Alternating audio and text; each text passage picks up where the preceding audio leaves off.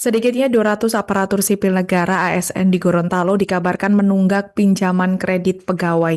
Informasi ini dihimpun Tribun Gorontalo pada Sabtu 23 Agustus 2025 dengan menyebut bahwa kredit macet ini bermula ketika pembayaran gaji ASN di tingkat kota maupun provinsi beralih dari BRI ke bank lain sejak tahun 2019.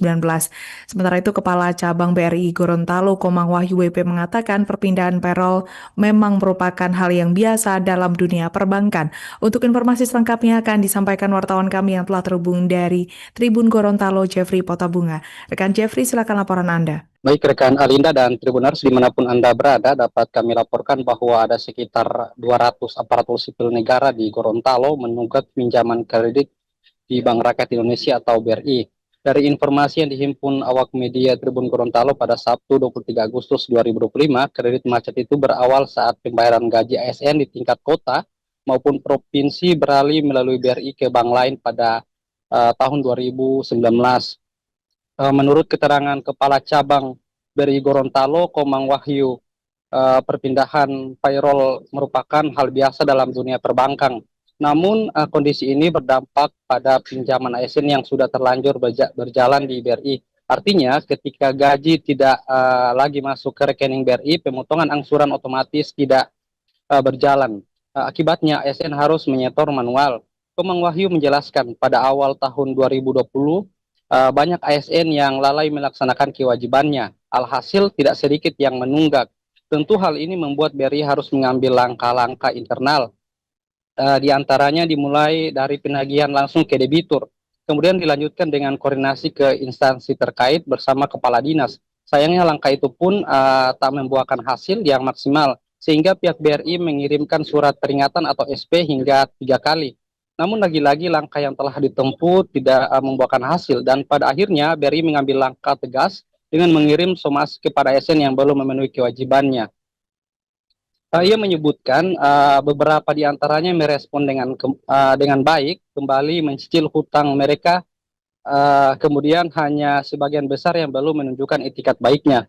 Kemudian pada tahun 2024, BRI menandatangani perjanjian kerjasama dengan Kejaksaan Negeri Kota Gorontalo, kemudian Kejati Gorontalo, serta Kejaksaan Bone Bolango, di mana PKS ini berfokus pada penyelesaian kredit macet ASN. Pada tahap awal tahun 2024, langkah yang ditempuh masih non-litigasi, yaitu pemanggilan ASN oleh kejaksaan untuk mediasi dan negosiasi cara pembayaran. Setelah pemanggilan itu, banyak ASN yang mulai melunasi hutang-hutangnya, tapi itu tidak berlangsung lama. Memasuki tahun 2025, upaya non-litigasi dianggap tidak lagi efektif untuk sebagian debitur. Beberapa kasus akhirnya dinaikkan ke tahap litigasi melalui gugatan sederhana di pengadilan. Menurut Komang, permohonan hukum kepada kejaksaan merupakan langkah strategis agar tindakan tidak semakin membengkak di bank. Dengan harapan kredit macet ASN atau non-perform loan bisa ditekan. Ia mengaku sebagian pinjaman ASN telah di take over ke Bank Sulut Go. Namun yang belum, pihaknya akan tetap mencari solusi terbaik.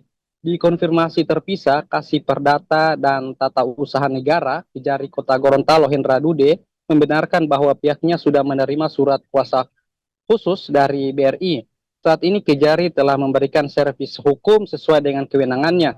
Ada 5 jenis layanan hukum, diantaranya bantuan hukum, pertimbangan hukum, kemudian pelayanan hukum, penegak hukum, dan tindakan hukum lainnya. Meski membawa mandat dari BRI, Hendra menekankan kehadiran JPN bukan untuk memihak salah satu pihak. Dalam proses mediasi, kejaksaan juga memperjuangkan hak-hak debitur, misalnya penghapusan denda, penalti, hingga keringanan bunga. Dengan begitu, debitur hanya perlu membayar pokok pinjaman. BRI maupun kejaksaan berharap permasalahan kredit macet ASN dapat segera diselesaikan. Baik, demikian yang dapat saya laporkan. Kembali ke studio Alinda. Download Tribun X sekarang, menghadirkan lokal menjadi Indonesia.